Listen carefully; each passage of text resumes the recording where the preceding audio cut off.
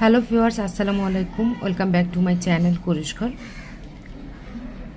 আমি লাস্ট ভিডিওতে এই টেবিল রানারটি শেয়ার করেছিলাম আপনাদের সঙ্গে। টেবিল রানারের সঙ্গে ম্যাচিং করে অবশ্যই এই প্লেসমেন্টগুলি, রেক্টেঙ্গেল প্লেসমেন্টগুলি বানিয়েছি। টেবিল রানারের চারপাশে ফিনিশিংয়ের জন্য বর্ডার ছিল। যে কোনো কাজের ফিনিশিংয়ের জন্য বর্ডারটা জরুরি। তাই আজকে আমি আপনাদের সঙ্গে শেয়ার করব টেবিল রানারের চারপাশে বর্ডারটা কিভাবে সেট করতে হয়, সেই বর্ডার প্যাটার্নটা। আশা করি ভিডিওটি শেষ পর্যন্ত থাকবেন এবং অবশ্যই ছেড়ে যাওয়ার আগে সাবস্ক্রাইব করে দিবেন চ্যানেলটি এবং কমেন্টস রেখে যাবেন, আপনার মূল্যবান পরামর্শ দিয়ে যাবেন। যারা ইতিমধ্যে চ্যানেলটি সাবস্ক্রাইব করেছেন তাদেরকে অসংখ্য অসংখ্য ধন্যবাদ, এবং যারা এখনও সাবস্ক্রাইব করেননি অবশ্যই চ্যানেলটি সাবস্ক্রাইব করে নেবেন। যদি এই প্যাটার্নটি ভালো লেগে থাকে, নিজেরা বুনতে চান এবং সুতার ক্রাইসিস ফিল করেন, তাহলে অবশ্যই আমি একটি পরামর্শ দিব। yarnSale.bd ফেসবুক পেজ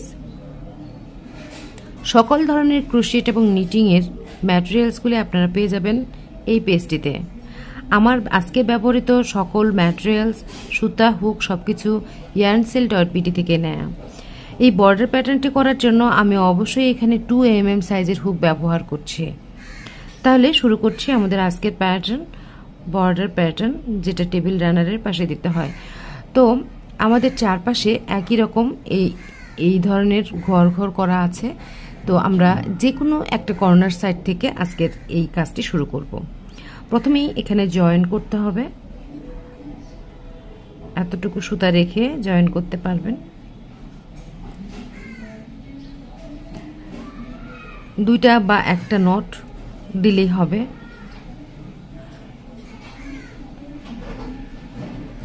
এরপরে ভিউয়ার্স, আমি এখানে স্ট্যান্ডিং ডাবল ক্রোশে করব। স্ট্যান্ডিং ডাবল ক্রোশে করার জন্য হুকটাকে প্রথমে রাইট সাইডে আছে, লেফট সাইডে নিয়ে যাব, দুইবার ইয়ার্ন ওভার করব, দেন মাঝখানে এখানে দিয়ে যেভাবে আমরা ডাবল ক্রোশে করি, পুল থ্রু 2 টাইমস করব অ্যান্ড পুল থ্রু 2 টাইমস করব। তাহলে আমাদের স্ট্যান্ডিং ডাবল ক্রোশে রেডি হয়ে গেল। এরপরে এখানে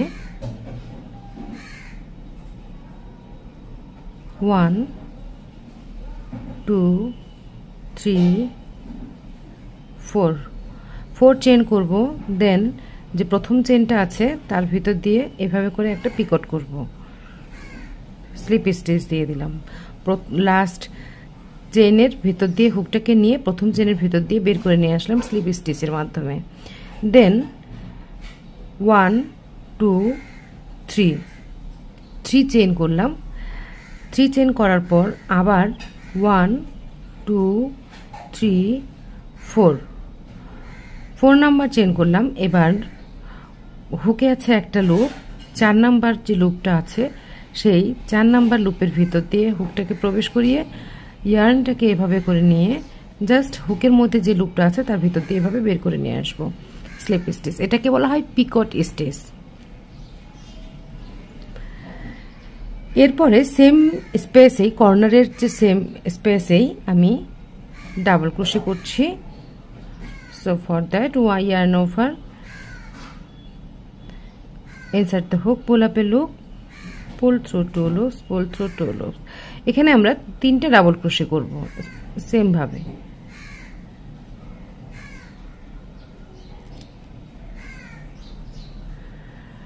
তো ভিউয়ার্স, আমার এখানে 3টা ডাবল ক্রোশে হলো। এরপর নেক্সট সেম ভাবে আবার পিকট করব।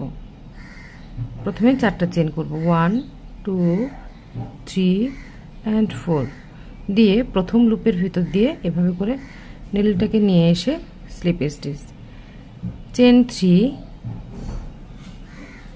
দেন আবার একটা পিকট 1 2 3 and 4, দেন 4 নাম্বার লুপের ভিতর দিয়ে পিকটগুলি সব একই রকম হবে। দেন এখানে আর এক্সট্রা চেন নিলাম না। নেক্সট নিচে থেকে 2টা ঘরকে স্কিপ করব। 1 ঘর, 1 and 2, এই দুইটা ঘর, আর এই ডাবল ক্রোশেগুলো হচ্ছে 1 2 3। তাহলে দুইটা ঘর স্কিপ করে নেক্সট যে ঘরটা আছে সেই ঘরে হুকটাকে প্রবেশ করিয়ে 2 space and insert the hook into the next, make 3 double crochet, 1 2 and 3। দেন সঙ্গেই আবার একটা পিকট চেন 4 পিকট বলা হয় এটাকে। again chain 3 and make another picot, 1 2 3 4। insert the hook into the first number 4 chain and make slip stitch। now skip 2 space and into the third space make 3 double crochet, so 1 2 and 3।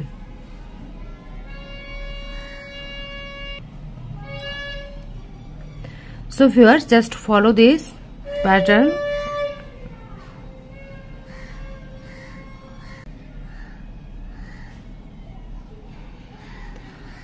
follow this pattern up to the end of this round। so viewers, into the corner side here we'll have 2 space, but here have 3 space। for that এখানে আমি একটা line বেশি করেছি, মূলত এখান থেকেই একটা pattern শেষ হয়ে যায়। আমি এখানে একটা ঘর বেশি করাতে এই বিষয়টা এসেছে, এখানে 3টা স্পেস এসেছে। তো 3টা স্পেস থাকলে আমরা একইভাবে করব, সমস্যা নেই, যেহেতু একটা স্পেস আছে। 3 4 আমরা একইভাবে পিকট করছি, 3টা চেইন করলাম, আবার একটা পিকট করলাম। তো এখানে আমরা 3টা ঘরকেই একেবারে স্কিপ করে যাব, 3টা ঘরকেই স্কিপ করে দিলাম, দিয়ে লাস্ট যে কর্নারটা, এই কর্নারে আবার আগের মতোই কর্নার সাইডে যেভাবে করি সেভাবে করব। এখানে প্রথমে 3 ডাবল ক্রোশে দেব,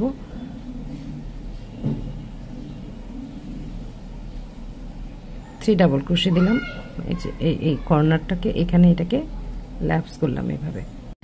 দেন এখানে 2 3 4 পিকট করলাম, এবার চেন 3 4 স্পেস, এবার আবার একটা পিকট 2 3 4,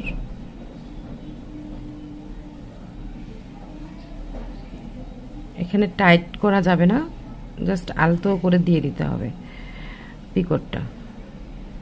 তো সেম ঘরেই আবার আমি 3টা ডাবল ক্রোশে করছি,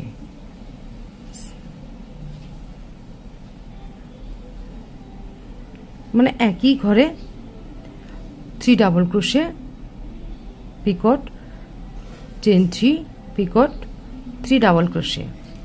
এবার আবার পূর্বের মতোই করব, প্রথমে চেন 4 করলাম, দিয়ে পিকট করলাম,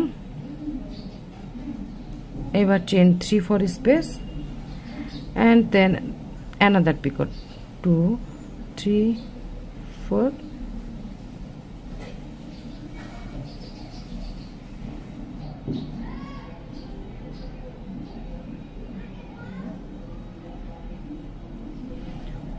দেন 2টা ঘরকে স্কিপ করব, নেক্সট করে 3 double crochet, 1 2 3। Continue this process. So আমাদের প্রথম রাউন্ড আমরা কমপ্লিট করে রাউন্ডের শেষে এসেছি। এখানে 2টা ঘর বাকি আছে, এই 2টা ঘরকে আমরা স্কিপ করব। তার আগে এখানকার যে প্যাটার্নের যে ডিজাইনটা সেটা দিব। প্রথমে একটা এরকম টক করলাম, দিয়ে 3টা চেন, আবার 4 chain for talk,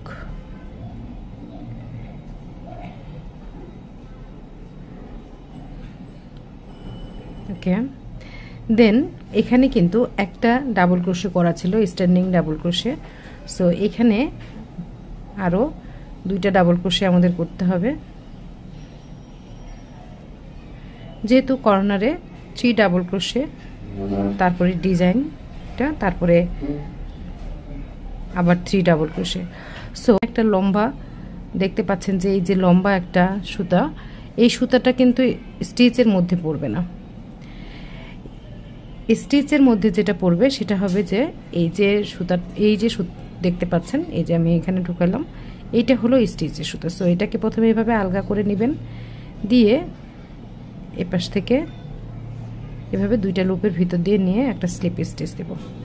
so for better finishing, এই ধরনের স্ট্যান্ডিং যারা ইন্টারমিডিয়েট লেভেলের ক্রোশেটার তারা অবশ্যই এভাবে করে স্ট্যান্ডিং ডাবল ক্রোশে দিয়ে কাজ করবেন, তাহলে বেটার ফিনিশিংটা আসবে। নতুবা চেন 3 দিয়েও আপনারা কাজ করতে পারবেন। তাহলে আমরা এবার নেক্সট রাউন্ডের কাজ শুরু করব। তো নেক্সট রাউন্ডে যাওয়ার জন্য আমার প্রথমে একটা স্লিপ স্টিচ দেওয়া লাগবে। এখানে স্লিপ স্টিচ দিলাম, দেওয়ার পর একটা চেইন করে নিচ্ছি। চেইন করার পর সেম স্টিচেই একটা সিঙ্গেল ক্রোশে করলাম। সিঙ্গেল ক্রোশে করার পর 2টা চেইন করব। এই যে করলাম সিঙ্গেল ক্রোশে 2টা চেইন, এটাকে অ্যাজ এ ডাবল ক্রোশে হিসেবে কাউন্টেড করা হবে। এখানে ডাবল ক্রোশে কাউন্টেড হবে, হওয়ার পরে এখানে আরও 2টা ডাবল ক্রোশে হবে। তাহলে এখানে মোট 3টা ডাবল ক্রোশে হলো। এইবার হবে টক, 4 চেইন টক,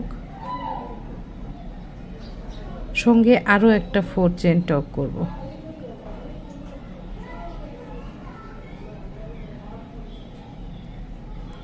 করার পর সেম স্পেসেই, কর্নার স্পেসটাতেই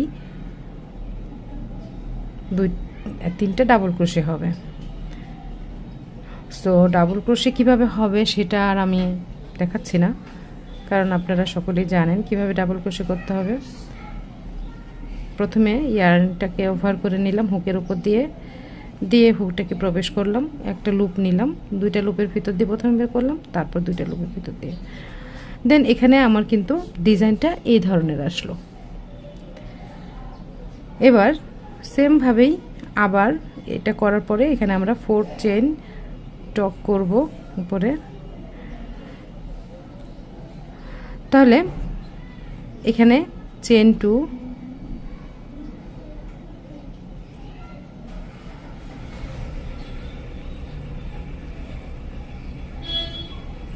নেক্সট আবার একটা টক,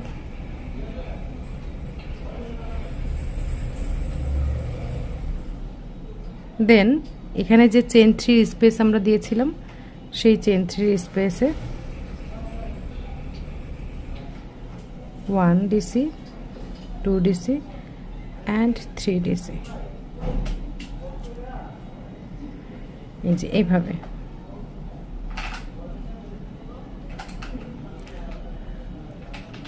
নেক্সট একইভাবে আমি আপনাদের আবার দেখিয়ে দিচ্ছি।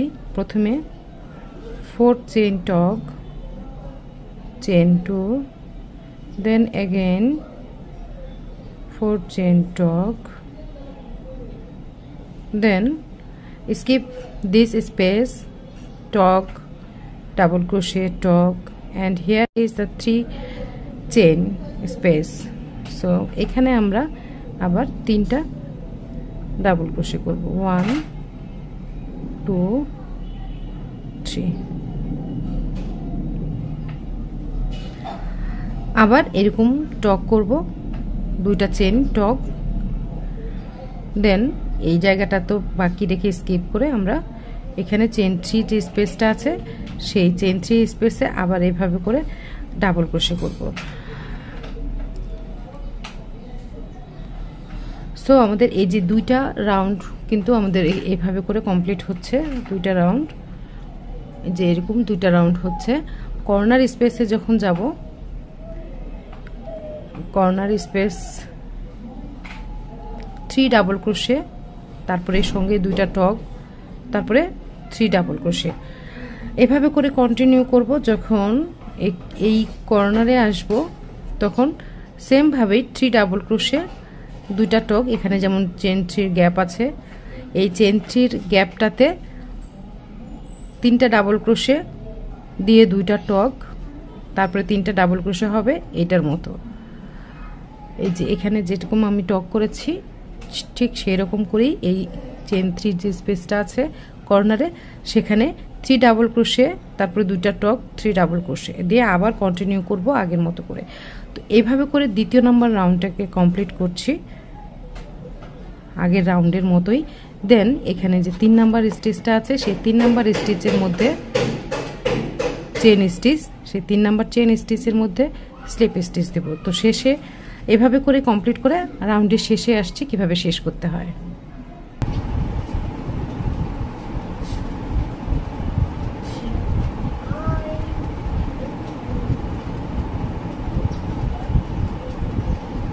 আমরা কাজের শেষের দিকে চলে এসেছি, দ্বিতীয় রাউন্ড, মানে এটাই হচ্ছে লাস্ট রাউন্ড।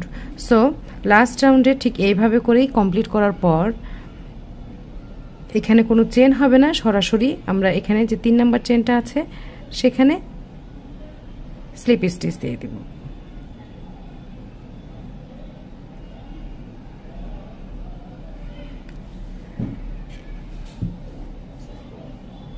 আচ্ছা, স্লিপ স্টিচ দিচ্ছি।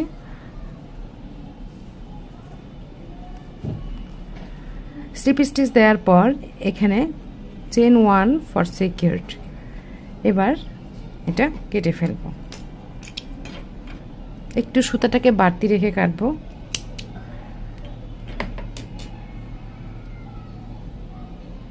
যেন হাইড করতে আমাদের প্রবলেম না হয়। দেখতে অনেক সুন্দর লাগছে।